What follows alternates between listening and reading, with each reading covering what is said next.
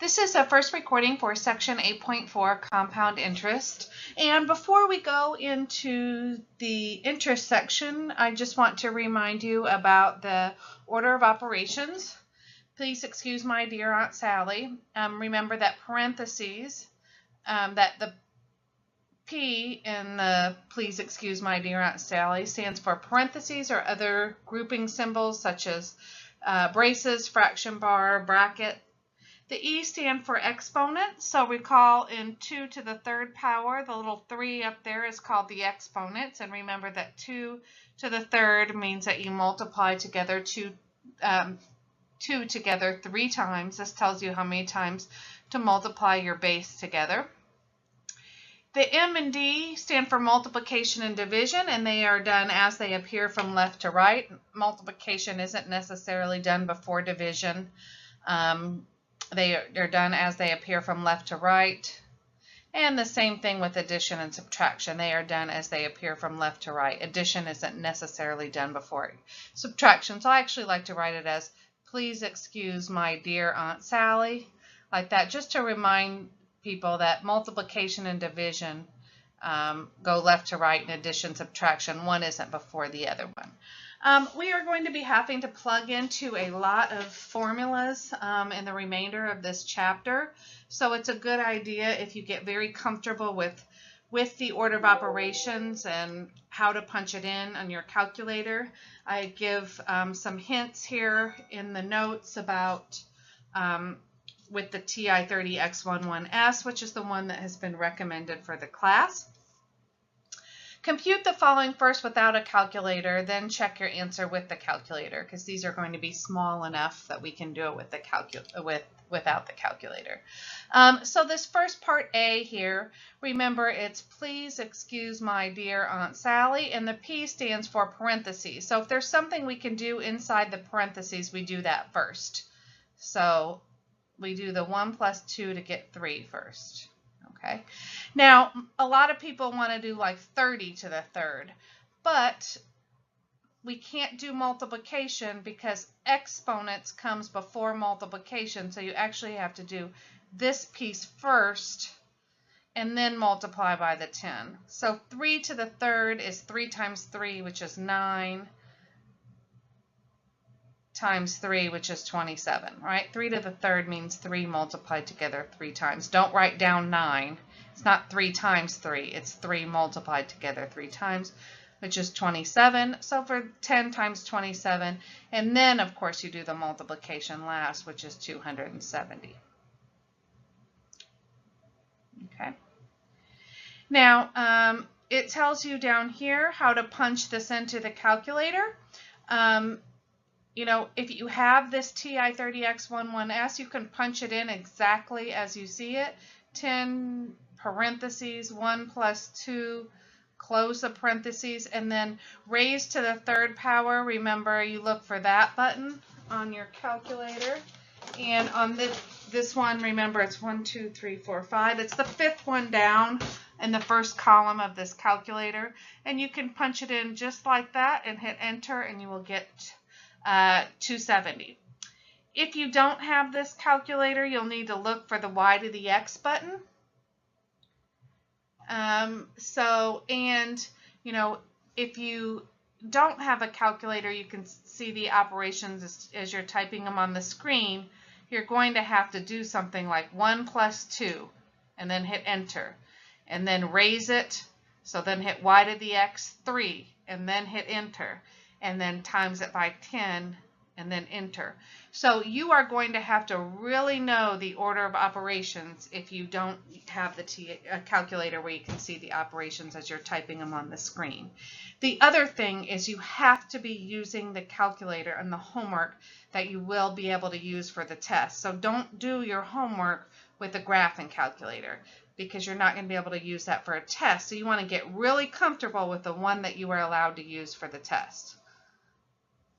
Over here, again, parentheses, if there's something to do inside the parentheses, you do that first.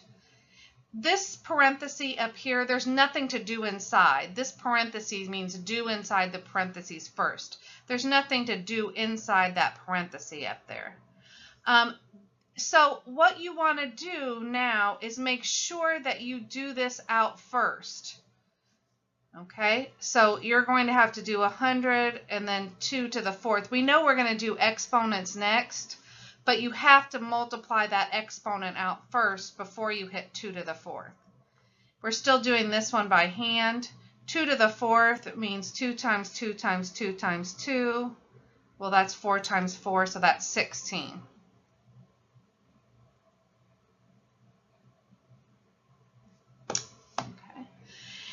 And again, if you want to avoid multiple sets of parentheses on the calculator, always do this exponent out first. Just hit 2 times 2 in your calculator, cross it out, and put 4. Always do that out with these problems you're going to see in all these investment and borrowing problems, that you're going to have this something times something in the exponent. So always just do it out first. Okay? And again, it tells you how to put it in. You can put it in just like that, right? And other scientific calculators, you'll have to hit 1 plus 1 and hit enter. Then raise it to the 4th and press enter, and then multiply by 100 last. So you really have to follow these hand methods. Use a calculator only to find the following, and we will round to 2 decimal places. So this says 400 times 1 plus 0.3 over 4 to the 4 times 3. So remember that we always do the exponents out first. So go ahead and just go make that 12 to start with. And then if you have the calculator recommended for the class, you can type it in just like this. 400 parentheses 1 plus 0.3. Of course, then you have to divide it by 4. Remember, the fraction bar just means division. Raised to the 12th. So if you do that, 400 parentheses 1 plus 0.3 divided by 4, raised to the 12th, and then press enter. You should get 952.71. It says round to 2 decimal places. 0.711. So that is how we will round it. If you don't have the calculator and you have one where you can't see the operations as you're punching them on the screen, remember you would start with a 0.3 divided by 4, hit enter, plus 1, hit enter, so that would be the whole inside.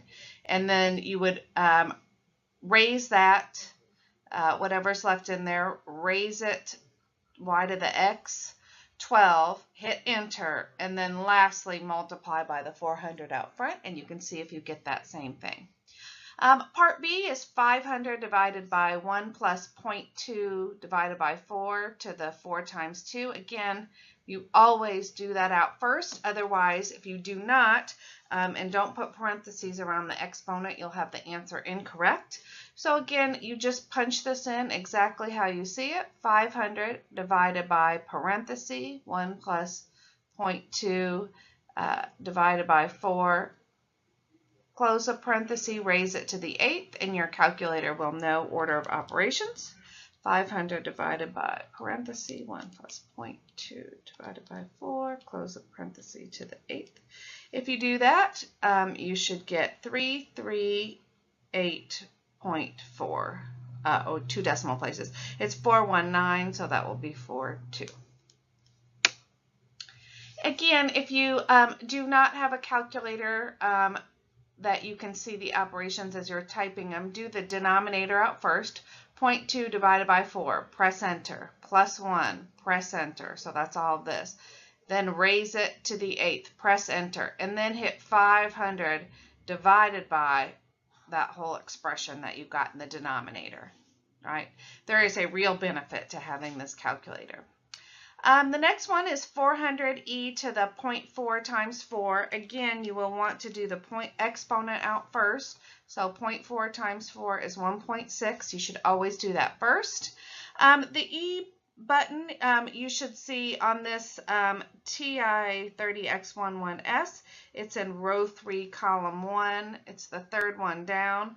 But you can see that it's there's the ln, and you can see the e to the x is like in darker print. That's because you'll have to use the second function button.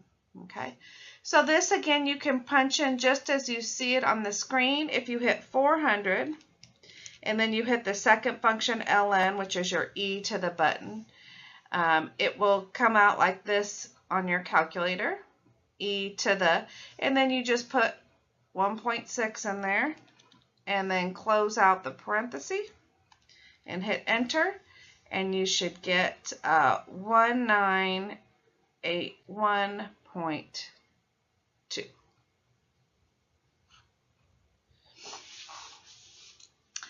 If you don't have a scientific calculator, you can use E's decimal approximation, which is 2.71828.